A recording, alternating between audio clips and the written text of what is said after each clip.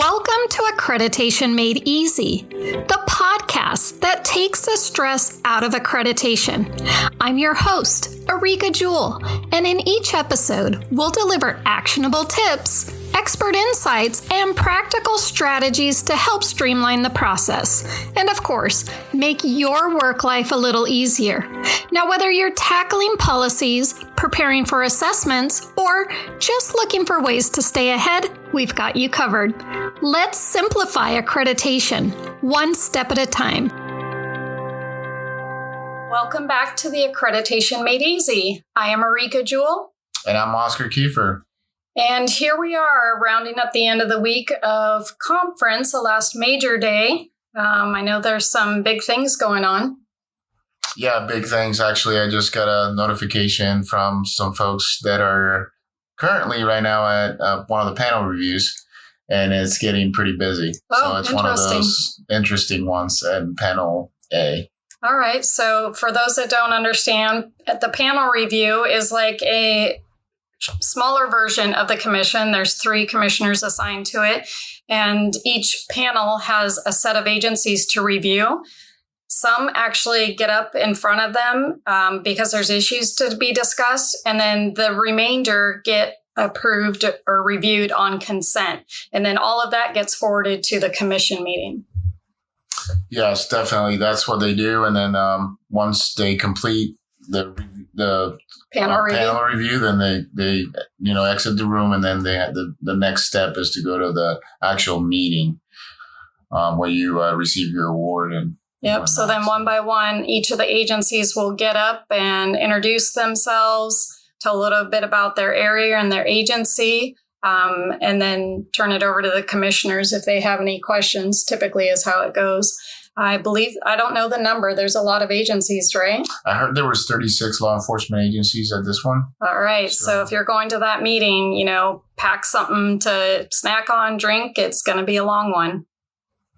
Yes. I was actually looking at the agenda, and I think a good chapter that they're going to have. And I know sometimes we just stick to the same old chapters that we review, but this one is chapter 2, authority. It's been a while that we've touched on that chapter.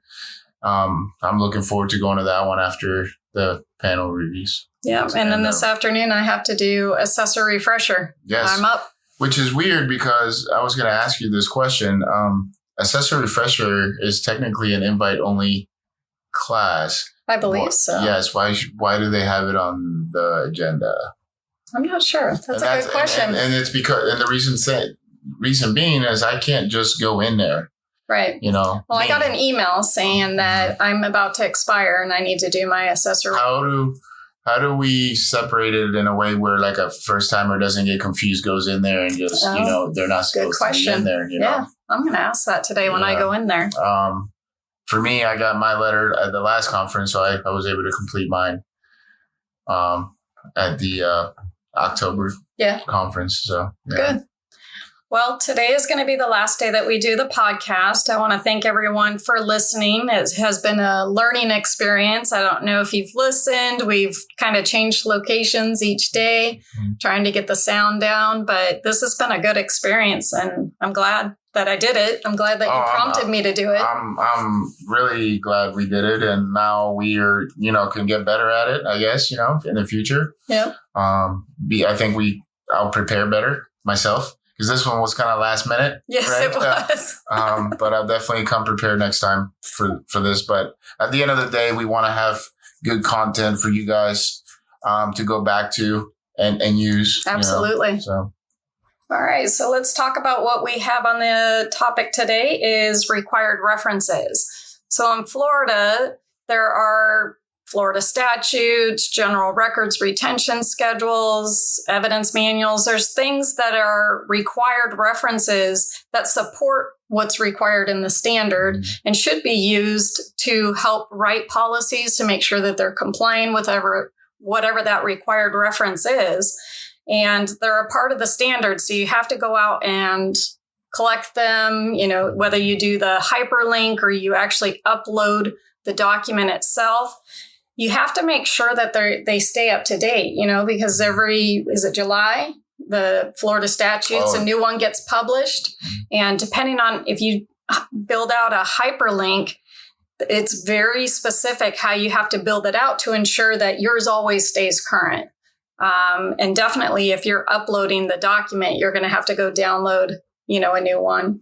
So that's a challenge. So I can give you actually an example with my agency. For some reason, PowerDMS and whatever we have blocks a lot of our hyperlinks. Oh, it does. I can load them in, see them one time, and then if you go on as an assessor from your laptop or whatnot I have set up for you there at the agency, they can't open them. Really? So the last couple of assessments, I had to basically turn them into a PDF and upload them and, do it every time. It's a lot of work. It is a lot of work. Because, every year, as we know, they change. Update. Well, I was doing an assessment at another agency, which I'm not going to put out there, but I can just tell you as an example. A few months ago, I was at an agency where they copied and pasted the PDFs from 2022. Oh, which a lot of those Florida statutes changed. Yeah, they're not updated. They do.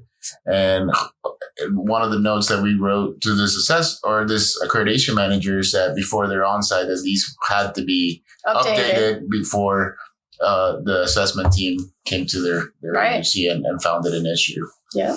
So. Well, I know a lot will take and copy over from their previous assessment just as a starting point. Mm-hmm. And then maybe, they forget to go back before their assessment to update them, but it definitely is a challenge. And so for today, the freebie that I'm offering is inside my Content Hub. I built out all of the hyperlinks, made them PowerDMS documents, put them in a folder, and literally it's plug and play. So if you subscribe to my Content Hub, it's free.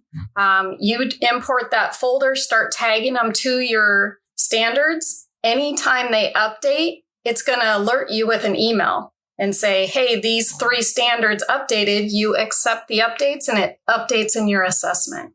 So it's like magic. I don't know. Wow, I'm going to have to try it now that you say that, because that's for free. That's a great tool. Yeah. Why not take advantage? Absolutely. Of something that good? So to get access, not download, go to accreditationacademy.net/freebies.